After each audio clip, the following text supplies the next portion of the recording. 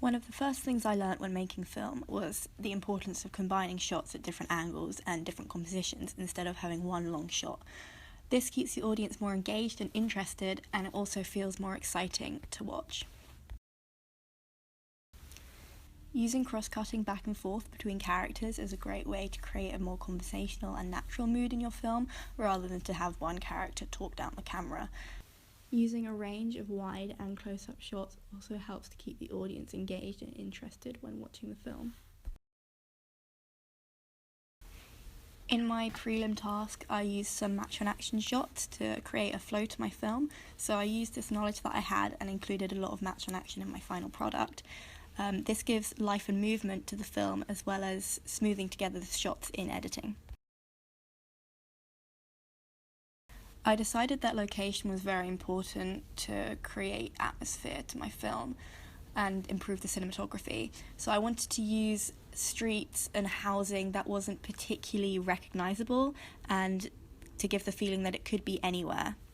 Filming at night also allowed us to play with the lights in the street, and we chose to use the house as we thought it looked like a film set rather than just an ordinary home. Frankie and I realised in our editing process that we had to be very careful with combining handheld and tripod shots because the transition between the two would make it appear very jumpy.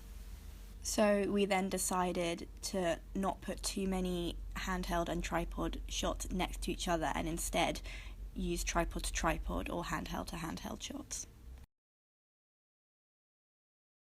We used editing techniques to create different atmospheres throughout our film, so we heightened the tension through fast-paced editing and close-ups, but in the slower scenes we created a poignance through longer and slower shots, and this just lets the audience relax and take in the film. It just lets the film breathe. In the splashback, we wanted to create a lot of ambiguity and confusion, which will just keep the audience guessing as to what is going on, and this matches the protagonist's own confusion. So we did this through intense colouring, jump cuts, fast-paced editing, and close-ups. The protagonist is scared and disorientated because she can't remember what happened, so we wanted to feed this into the audience as well through this ambiguity.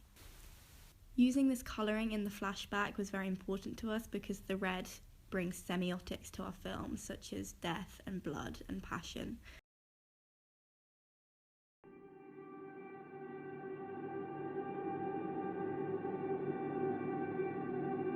Frankie and I also realised that layering the soundtrack would give body to the music. So our original idea was to take a single track, but we managed to fit together 4 layers of sound to create our final product.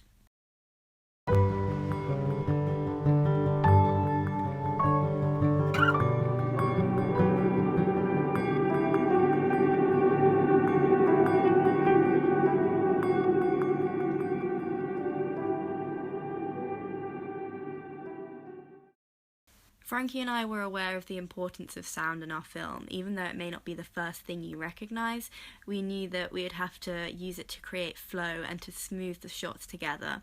For example, we used a sound match of the cup hitting the saucer and the key turning in the lock.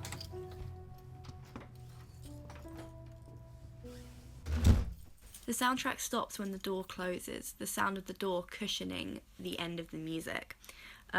This also shuts off the previous scene and allows the new one to begin. At the beginning, the soundtrack starts when the bus comes past. Again, the sound of the bus cushions the start of the soundtrack.